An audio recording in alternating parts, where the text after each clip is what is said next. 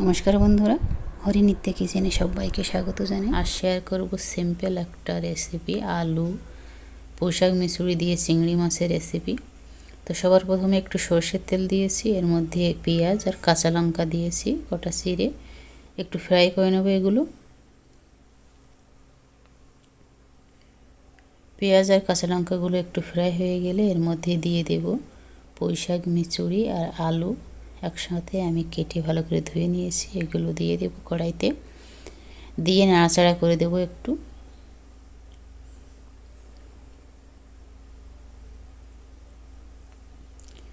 তারপর এর মধ্যে দিয়ে দেব হলুদ গুঁড়ো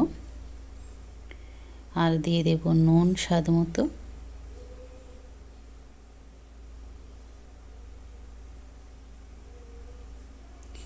তারপরে আবারও ভালোভাবে একটু মিশিয়ে দেব।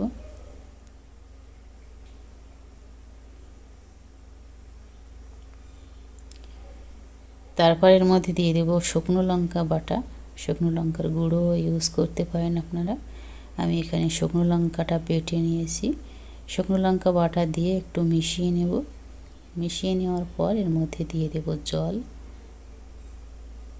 সবজিগুলো সিদ্ধ হওয়ার মতো জল দেব এখানে।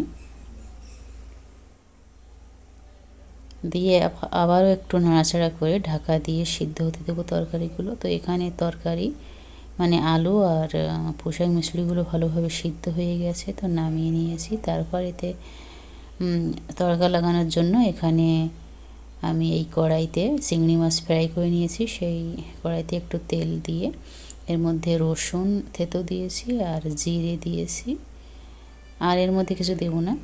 তারপর আমি এর মধ্যে একটু ভাজা হয়ে গেলে এগুলো ওর মধ্যে আমি আলু আর পোশাক মিচুরিটা যেটা সিদ্ধ করে গেছিলাম সেগুলো দিয়ে দিয়েছি। 2-4 মিনিট রান্না হওয়ার পর এর মধ্যে ভেজে রাখা চিংড়ি মাছ দিয়ে দিয়েছি, দিয়ে একটু নাড়াচাড়া করে আরও একটু রান্না হতে দেবো কিছুক্ষণ, 5-7 মিনিট মতো। 5-7 মিনিট মতো রান্না হওয়ার পর এর মধ্যে একটু ধনেপাতা কুচি দিয়ে দেব। তারপর নাড়াচাড়া করে এটা নামিয়ে নিলে রেডি। তো সবজিটা একদম পুরোপুরিভাবে রেডি হয়ে গেছে, একদম সামান্য মশলায় তৈরি।